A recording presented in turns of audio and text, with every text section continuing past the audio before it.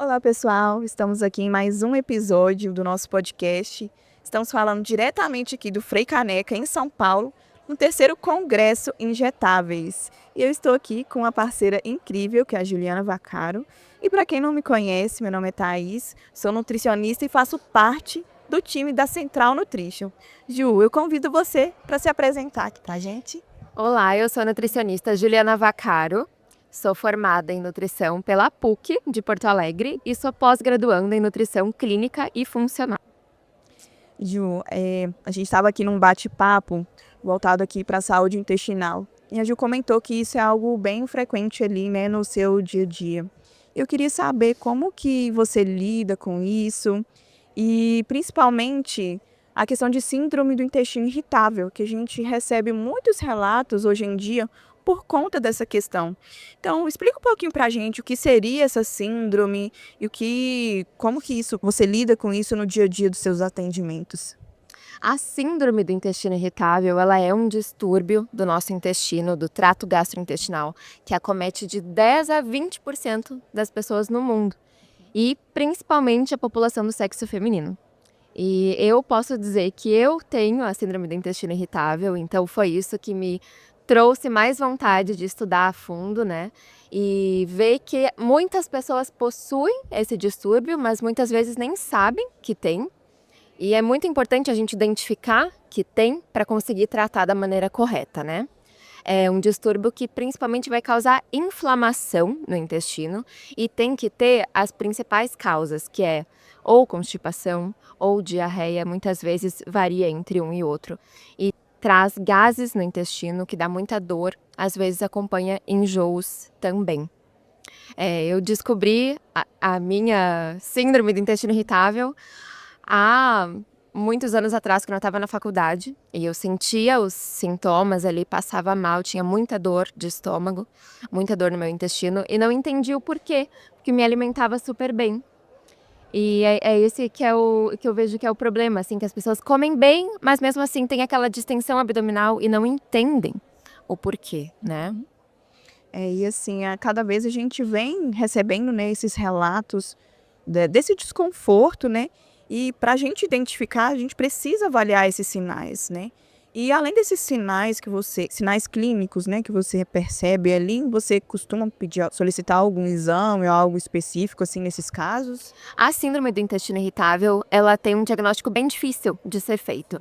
É um diagnóstico clínico, basicamente, por exclusão, né? A gente tem que ver como que a pessoa se sente, tem que ter pelo menos 6 meses desses sintomas né, gastrointestinais ali, de desconforto. Mas a gente pode associar com a colonoscopia para avaliar o cólon, né? Que é uma parte do intestino grosso muito sensível. Então vai aparecer no exame de imagem alguma inflamação também. Perfeito. E Ju, aí as intervenções ali, né, a sua conduta, como que você trabalha essa conduta com seus pacientes, até mesmo no seu caso, como que você lidou ali pessoalmente falando, né? Sim. Eu não entendia muito bem para onde correr, né? Porque é muito difícil e às vezes com remédios tu não consegue melhorar a situação, né? Eu estava na faculdade, eu começava a estudar sobre, aí eu via que todos os professores falavam só sobre a exclusão dos alimentos. E eu pensava, nossa, mas não dá para comer nada. E ao invés de ir excluindo, eu fui incluindo os possíveis alimentos que iam me causar mal, para eu saber distinguir quais que iam, né, realmente me dar dor. O que eu vejo hoje em dia? A gente tem que fazer alimentação baixa em FODMAPs, né? Que são os carboidratos fermentáveis, as fibras insolúveis, que vão estar agredindo a parede intestinal, e os polióis.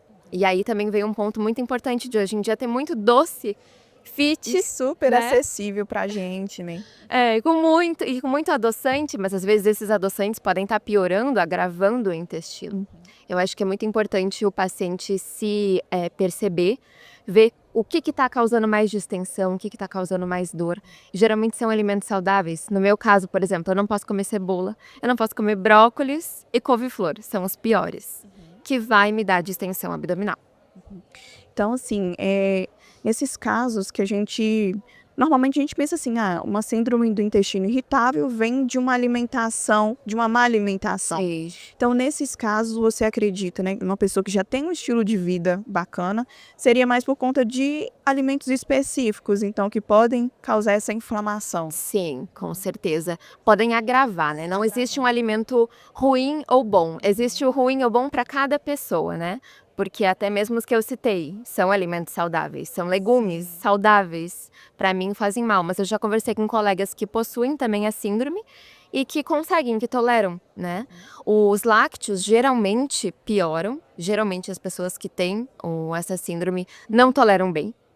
Dá uma piorada.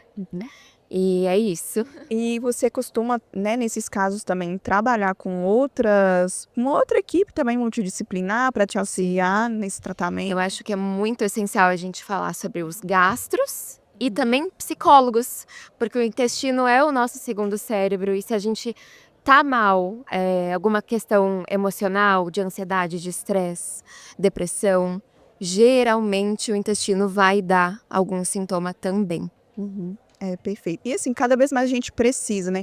Ainda mais com esse olhar integrativo, Sim. a gente precisa ter essa atenção ali, trabalhando com uma equipe mesmo multidisciplinar. A gente consegue otimizar o resultado daquele paciente e ser mais assertivo, né? Esse é bacana. E, gente, mexe com o nosso intestino, mexe com o nosso humor também. Com tudo. Então, a gente ter um intestino saudável, além de, né, facilitar a absorção desses nutrientes, a gente consegue melhorar o nosso humor. Eu acho que isso é o mais incrível, pensando ali por esse lado, né? E Ju, tem alguma suplementação que você gosta de trabalhar, né, além dessas intervenções? É no estilo de vida, da alimentação, desses alimentos que são menos fermentáveis? Tem algum suplemento que você utiliza para complementar? Sim, na verdade não posso deixar de falar do Guardium, né, que hoje, sendo parceira e amando a Central, na verdade há 4 anos atrás, muito antes de iniciar essa parceria, eu já usava o Guardium e eu não tenho crises de intestino irritável há 4 anos, desde que eu iniciei o uso do Guardium, que ele vai ter as fibras prebióticas. Eu acho muito interessante a gente falar dos prebióticos, porque muitas pessoas acham que os probióticos é o caminho. E na verdade não, né? Os prebióticos, eles são muito mais eficazes e vai estar reconstituindo a barreira intestinal. A gente tem que deixar uma barreira intestinal muito bonitinha, muito desinflamada, para que a gente consiga fazer a absorção dos nutrientes. E qualquer tipo de alimentação para tratar o intestino irritável, o intestino tem que estar preparado para receber essa alimentação. Né? E a gente precisa preparar um ambiente ali para que ele seja propício para essas bactérias serem introduzidas, né? Sim. Nos probióticos.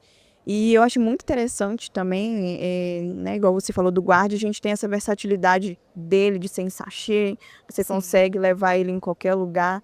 E além, né, de tratamento da síndrome do intestino irritável, a gente consegue até trabalhar outras doenças, né? Igual tem um relato pessoal de um paciente que tinha candidíase de repetição. Sim. A gente conseguiu trabalhar com isso também. Então é interligado com várias partes do nosso corpo, né? Eu estava estudando até mesmo hoje em dia na era do Ozempic e do Mounjaro, a gente tem que preparar o intestino também, né? E a maioria das mulheres não tem um bom trânsito intestinal, então a gente tem que consertar isso, além de favorecer a imunidade, né? Sim, sim. E até mesmo, né, falando das mulheres, a gente tem esse período de perimenopausa, menopausa, que é comum também ter isso. Então a gente precisa ter essa atenção mesmo voltada para aí, né? Bom, queria agora agradecer a Ju pela presença, por esse bate-papo aqui. Foi uma delícia. Eu tô conhecendo a Ju presencialmente hoje. Sim. A gente sempre faz o contato ali pelas redes, não é? E convido vocês também, né, a nos seguir nas nossas redes sociais. Nosso Instagram é @centralnutritionbrasil. Em todas as nossas redes é esse arroba, vocês podem encontrar, né, no Instagram ou no nosso canal do YouTube também. Eu convido a Ju também a compartilhar as redes dela também. No Instagram é @julianavacaro. Eu vou estar sempre compartilhando dicas práticas e trazer uma nutrição real. Eu gosto de desmistificar tudo que a gente escuta hoje em dia sobre a nutrição. Eu vou trazer com estudos e com embasamento o que realmente nos faz bem. Mas, pessoal, eu agradeço vocês e aguardo vocês no próximo episódio.